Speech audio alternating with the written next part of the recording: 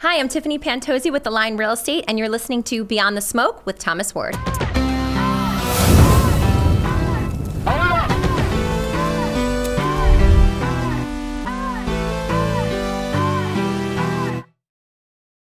Okay, so today we welcome Tiffany Pantozzi, the founder of Align Real Estate, creator and former owner of Miss Fanatic, former cheerleader for the Miami Dolphins, and dancer for the Orlando Magic. You got that right. Welcome, Tiffany. Thank you for having me. It's a good time for the real estate market, right? Yes, I mean, more than ever now, the exposure that the market has to not only to people, educating people on the options that they have, the possibility of becoming homeowners, the ideas of investing in real estate, what that could mean for you long term, even for other people to start careers in real estate. I mean, it's just explosive, the awareness that we have now in the real estate field. I was talking to Vic earlier about Grant Cardone. Right. I don't know if you've watched Grant on. I've heard him. You Insta. can't not know of him if you're in the business. You know, he's one of the many that have a big voice in the industries. Big voice. He's buying a lot of property in South Florida, doing pretty big commercial real estate deals, it seems like. And man, he's so active on social media. Yes. How do you use social media to perform your business? Because now, I mean, that's the really top choice of advertising. For sure. If you're in this business, I mean, any business, and you're not on social media, you're doing yourself a disservice. I mean, you're missing the boat, essentially. Because now, think about it. Now with the one post, I can reach thousands or hundreds of thousands. Some people reach millions, right? Your awareness, it's like I can go global and I can spread a message, information so much easier than we ever could before. So again, why would I only want to put one ad in a magazine that I don't really know how many people might see? I could literally on my phone tell you the analytics of a post that I did, tell you how many people, impressions I've had, likes I have, or comments I have on something, right? That's real and it's valuable. For instance, right now when I work with some of my developer clients, I'm saying, listen, I can sit down and I can share your products to hundreds of thousands of people. And I can show you the proof of how I can do that because of my reach. So it's a powerful tool in this industry. And I get the majority of my business from social media. Do you advertise through social media though? It's just my brand awareness. Right. I use a free tool to my benefit, to leverage and to gain exposure and to connect with people, right? It's human connection, to share what I have to offer, to educate. People love learning for free, right? So to educate. So I use that to my advantage and share my brand and what I have to offer, because what I do in my business, I like to call it's attraction marketing, right? I am not a big cold caller and all that kind of stuff. I know it's kind of an old school model. Some people are really good at it. For me, I want to put out, here's what I have to offer and here's who I am. If I feel like, if you think I'm the right fit for you, let's work together, right? Because life is hard and we work to make money at the end of the day, right? To live and feed our families and to enjoy the finer things in life. So I want to enjoy that process too of my work life. So I try to put myself out there and hope that the right clientele will come to me and the right agents that I'll work with and all of that. So that's really, I'm grateful for that, in my business. It helps a lot. So then you are the face of the business? Absolutely. Do you use your face for Align Real Estate or no? You know what? Independent? Independent. Align Real Estate is its own brand, and I let every agent attach their own name and face to it. Right. We are there as a community to support them, but for me, it's really, I just do my own personal branding. How did you end up in real estate? Let's go a little bit back. Okay. I know you talk about this company that you had. Tell us about that company. What's up? Yes. So straight out of college, I started an apparel company. It was a sports licensed apparel company called Miss Fanatic. So I was, cheering for the Miami Dolphins at the time, also in college, getting my degree. And I came up with this concept. And I went ahead and partnered with somebody who had licenses at the time. And we evolved the business from there. And I had everything from swimwear to tank tops to dresses to leggings. I even ended up launching a custom nail polish line, with custom Pantones. And they were little football helmet head bottles. I mean, you name it, we had it. That's pretty cool. So this company approached me, a big company out of New York, and they wanted to purchase the company and they wanted my assets and we made a deal. Good. How do you stay motivated and high energy? So I'm kind of like a natural high energy person. Yeah. Always. Always? Really? Like this? A lot. Online? All the time? I It's am. hard. It's just in my DNA. Is it? Yeah, it is. But I mean, I think that making sure that you're doing something you're passionate about and you love is just going to excite you, and if not everybody just has this kind of personality that just is always like, woo, you know. I mean, I did cheer for, my Dolphins. It's kind of in my DNA, like I said. That's funny.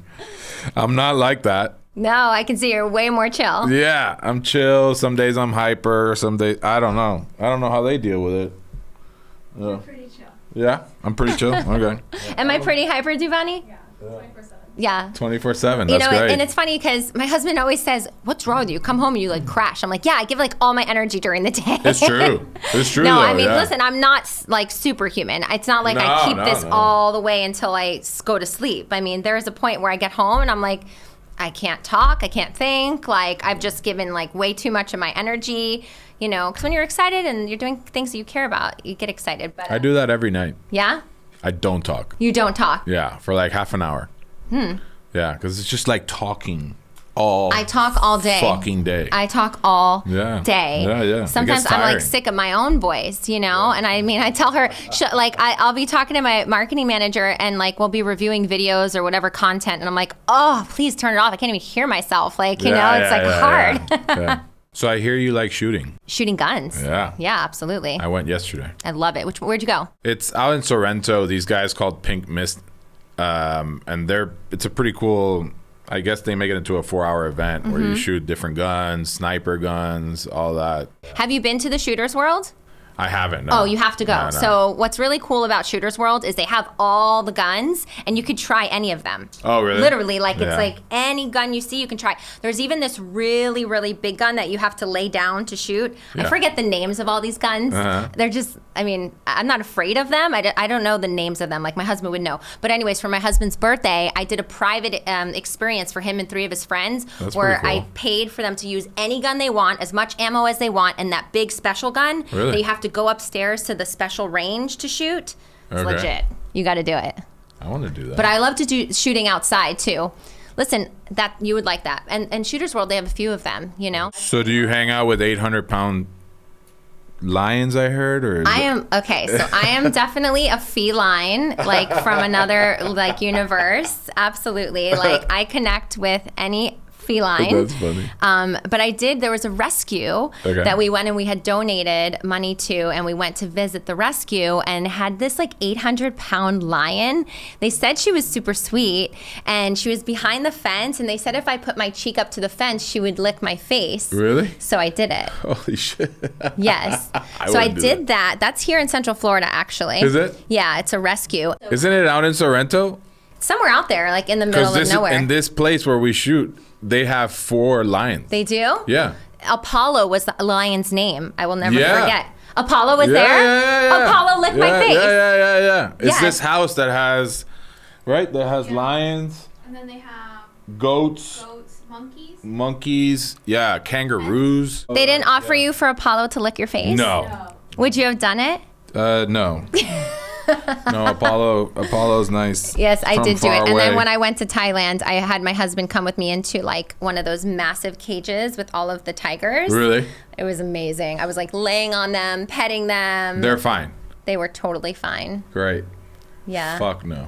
Yeah. My I'm not husband doing was that. like not really having it, but he did it. You say you're mentoring some people in the real estate business. Do you do any sort of teaching, or how do you learn? Yes. What do you do in that field? For sure. Well, I have a really strong network of top agents across the country that I collaborate with, share ideas with. Sometimes we'll do like private little Zoom calls to share ideas and what's new, what's happening, what are you doing.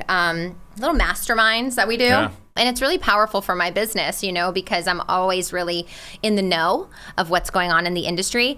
But I also, I anytime I can go to a course, I just got my brokers. Well, I went through the 2-week broker course. Right. Past that, I have the state exam scheduled. So, anytime you could continue to educate yourself, it's important. But, I don't necessarily have any sort of a training program at this time. I don't take new agents because of the time commitment, and I don't have the structure for them. And I always tell them, like, listen, as much as I'd love to help you, like, I'd be doing you a disservice if I just told you to come on, because I don't have the time to teach you, handhold you, nothing. So I always send them to a brokerage that has a better, like, new agent training structure. And I say, listen, once you've sold at least 3 million and you have some experience, give me a call. We can talk at that point. But I am going to be for 2020. It was supposed to happen this year in 21, but 2022, I have a whole program that I'm going to be rolling out of different resources and tools for people that they can utilize on a platform. So that was a goal last year, but it's going to happen this year. Yeah, because I think that's the hardest, even with our industry, the hardest thing for growth is structure, right? And in real estate, in that business in general, you basically walk in and you don't get formal training. You don't. And it's unfortunate. I'll even tell you guys. So in my broker's course, I was like so excited. I was like, I'm going to go learn all this stuff and apply it all. No. And all they're doing is like teaching you to pass the test. They're not like applying anything, digging deep into any of these concepts. And I was kind of disappointed. But that's really how it is in real estate school too. You don't learn nada. You learn in the field, like actually doing. And what's sad, because they were joking about it in class, is that you don't even really learn how to write a proper contract. Yeah.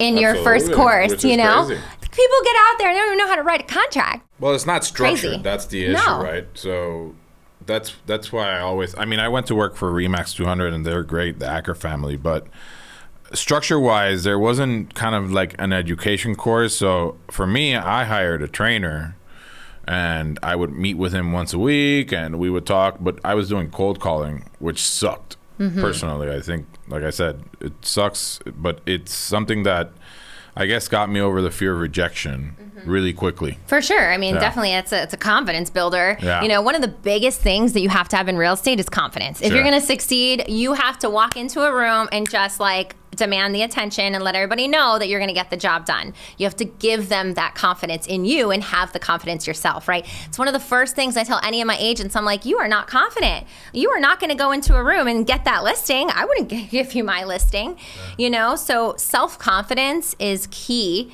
to being successful in real estate. They don't teach that either. No. You know? So there's a lot of things that are self-taught. And look, you had the ability to pay for a coach. Not everybody can afford that when they're getting started, right? Yeah, I was doing an investment thinking that it would obviously bring me sales. It did, not obviously to what I would like, but I mean, first year I was in real estate, I did 5 million. So it wasn't bad. But I would tell you that obviously coaching really helped because there was no structure. I would get up whenever I wanted to. Yep.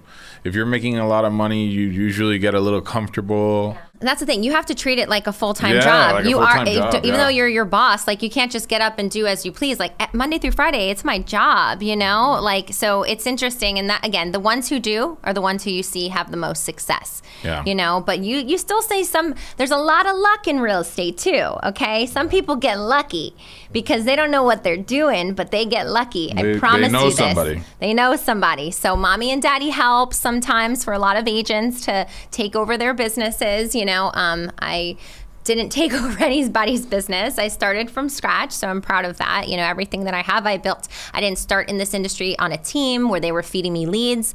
Every lead I found through my own personal efforts. Did you? I invested in my own business. I invested in website and lead gen. I mean, you have to have money to get started, you know? So yeah, everything that I did it myself. And whether it was open houses every weekend, door knocking, letters, social media, all these things. So any of my agents that come in, I'm super tough on them. I'm like, listen, I'm not gonna, like, you're lucky already because I'm already giving you so much.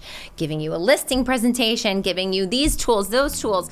I didn't have none of this. I had to figure it all out. So I'm tough on them to say, I'm gonna help you, but only so much because you have to figure this out on your own. So when do you cut them? I'm not good at that. My husband is like, he's like, that one's got to go, you know? But yeah, I mean, we do have certain goals and certain thresholds of, you know, that we expect them to be at a bare minimum hit. So I haven't cut anybody yet. This next year is going to say a lot. We have big goals, and I'm going to have to be more stern because, again, my time is given to them. And it can be given to somebody else who's really going to excel. There's an expense to each agent in my company. Like, it's not free. Me just come on, all That's these agents. That's why I ask you. When There's do you a cut cost. them? I know, and it's funny when they don't realize. Like, it costs me money just to have you hanging around here. I like you, but again, this is business. So I know this will be the year. If they don't hit their goals, I might have to cut them. In the other business, in the Fanatic, I guess you were the face, but it wasn't as intense in dealing with people, right? Am I right? That real estate is. So how did you make that change? Well, you were a cheerleader and dancer, but that helped. In my other industry, in the apparel industry, it was interesting because I still had to make sales, right? And who did I have to make sales to? The buyers of these sports teams. So I still had to be, very, always building relationships with people, building trust with people, performing for people, right? I had to perform and make up these promises of what I was going to deliver and make sure I delivered, right? So I still had to do that, but it wasn't Tiffany Pantozzi's name. Online and right. Instagram. No, it was your Miss Fanatic. I was and behind the scenes. You didn't know who I was unless, so that was different, right? Whereas now it's all my face and people want to see my face. They want to hear my voice. Sometimes I'm tired and I don't want to be on camera and I don't want to talk to anybody or, so it's a challenge, it is when you put yourself out there as that brand, but it's, that's one thing that I'm good at. I'm comfortable with it. I've always been in the entertainment industry for many years. So I tell people when they're like, "Oh, you're so good at this," and da-da-da. I was like, listen, it doesn't come overnight like magic. I learned it over time. I had experience from years in other industries that I, learned how to be comfortable in front of the camera, learned how to talk to people. So it's all learned. I put in my time and effort to do it. What did you study? Fashion merchandising. Yeah. Because I always say that people usually do their degree and then they end up in a business that really is totally. unrelated. I mean, right out of college, I built my apparel company, Sure. and I used my degree that made a lot of sense to help me with working with factories and figuring out fabrics and all the things that I learned at school. And then, now I'm in real estate, and I guess I can tell you too, we do have a line of apparel that will be launching. There you go. Next year. So I'm going to be tying in my fashion world. There you go. Yes. So you are using your degree. I am going to be pulling that into it this coming year, yes. I'm not using my degree, so obviously. I studied international business. I guess you could say it's related somehow to teaching me how to be in the restaurant business, but I learned it in the school of hard knocks, so. Yeah? Yeah.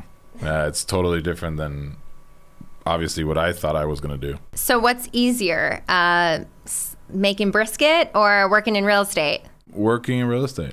Yeah, huh? Making brisket's harder? Got to get that secret rub figured out? No, I just think I'm not in the restaurant business. I'm in the people business. The same with real estate, but I think, like you said, you have a little bit more control. I have no control whatsoever. I walk into the restaurant, maybe a little control because the food's already cooked in barbecue. But after that, it's like, what are we gonna roll into today?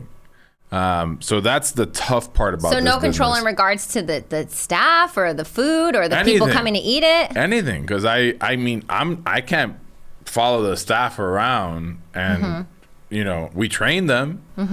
But what if that staff that day is feeling a certain way? Totally. Here we go. But right? that ties right back into almost any business, right? But even in real estate, like I have a team, and I'm still only one person. I could only scale so big with Tiffany, being everywhere. So I've trained certain agents, and I have certain agents under me, and I do set out the expectation of how I expect our brand to be represented and how for them to represent themselves. But I still have to tell, this girl over here to cut her nails because they're like claws, and then this girl over here, I'm still having to tell them to do things to represent our brand appropriately or what not to do. I've had moments where I'm like, like having an agent that, she didn't know any better at the time, but I mean, to me it was common sense, so I didn't know to like really dig in deeper before. And she put up iPhone photos of $1 million house, and I nearly like melted when I saw it live on the market. I was like, how embarrassing. This is not what we do at my company. Like, right. I've built a brand and a reputation, like absolutely not.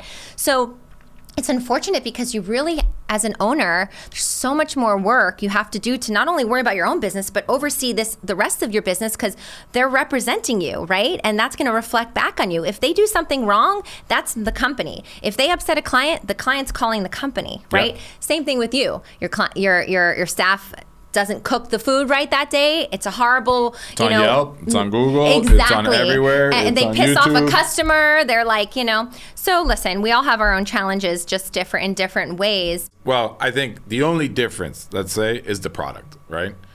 I have taste buds that are very different in every customer or every guest that comes in through the door. So right, it's like, what do you mean you don't like my brisket? Yeah, the product is the hardest thing. I mean, real estate, it's basically an acquired taste, right? If you like that house, you'll buy the house for whatever it is. Mm-hmm.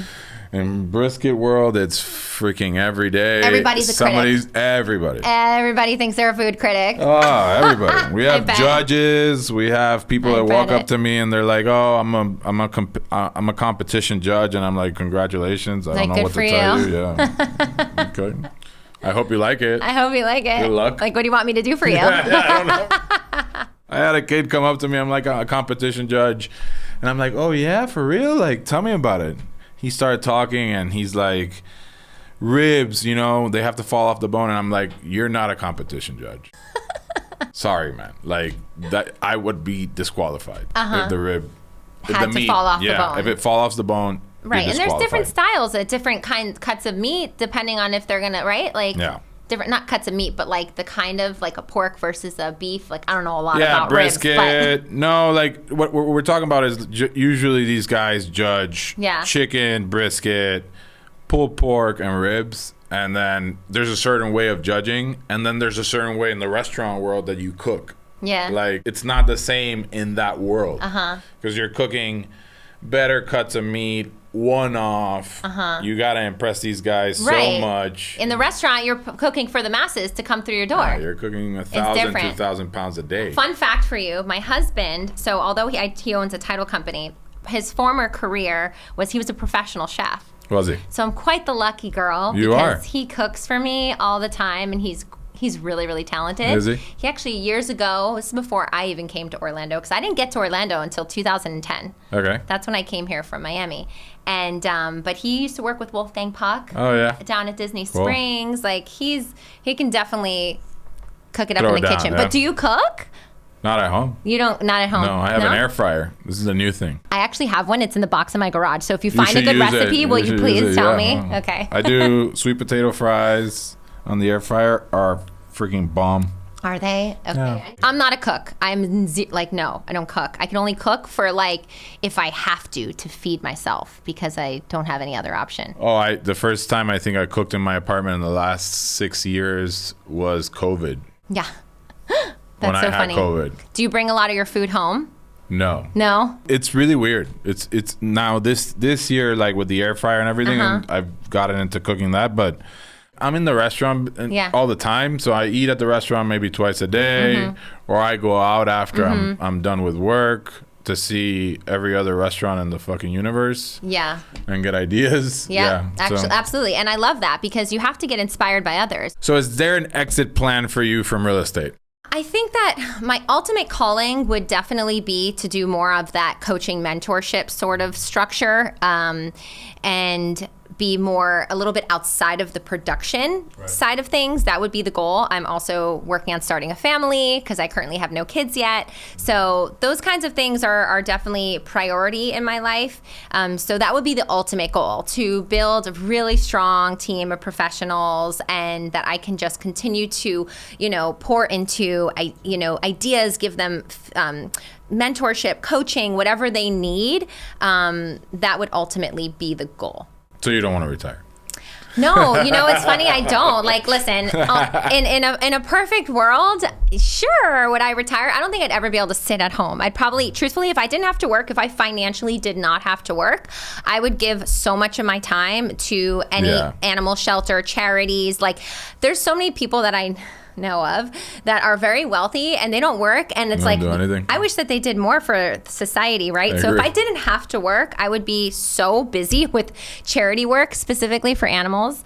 But no, I'm just like in that, like, I have to have something going on, and with the way that I like to travel, even though we haven't done too much of it because of this COVID madness, once the world gets a little bit more normal again, I mean, I like to travel like I'm the princess, like absolutely, like super bougie, all the things, so I can't stop working. Yeah, I feel you. Yeah, I can't. I like a lot of really nice things. I have to keep working. I have a rule when I travel that I need to stay in a better place than my house. Oh, for sure. I just love to go to the best restaurants.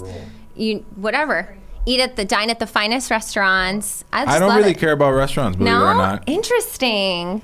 Oh, it's so much fun. I just love exploring new cultures.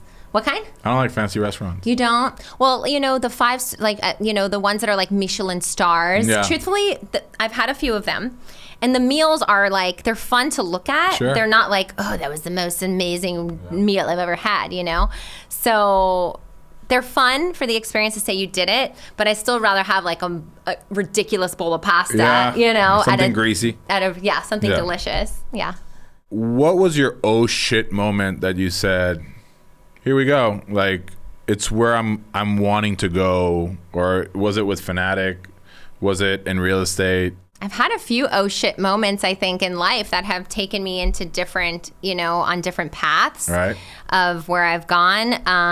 When I got into the apparel industry, and there was like, and I'm getting these $1 million orders, and I have these, factories shipping hundreds of, thousands of pieces, and I'm like, oh shit, like this is real, like I did this, and I got to keep it going. Like this is scary, I mean, exciting but scary when you realize the pressures that you've built for yourself. Because even in my real estate business, right, I was like, great, working as an agent under some other big company, no big deal. Don't have anybody else to be responsible for. Now start your own company, have 10 agents underneath you, all, kind of, you're responsible for them in some way. And it's like, oh shit, you can't just like shut it down. Like it doesn't shut down anymore, So it's that oh shit moment where you're like, wow, I'm so proud of myself. Look what I've created.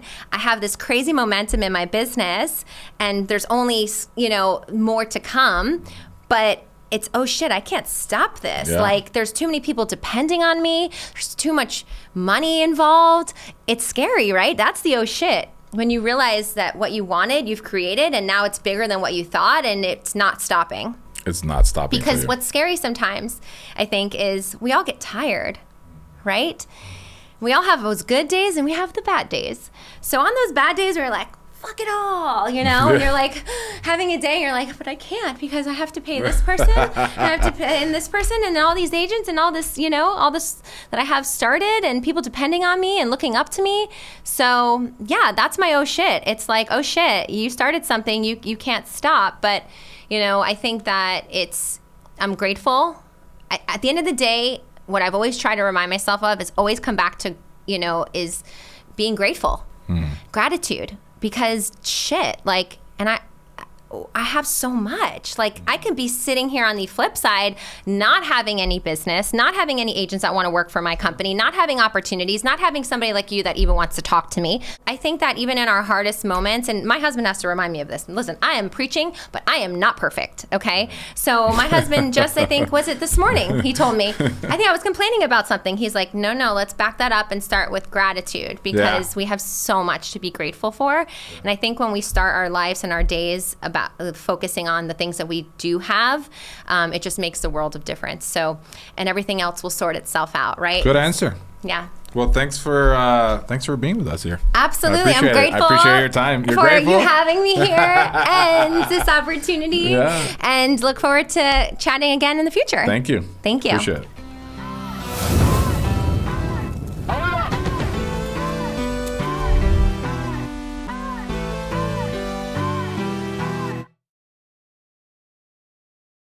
We could be here all day. Until you subscribe, I'm not going away.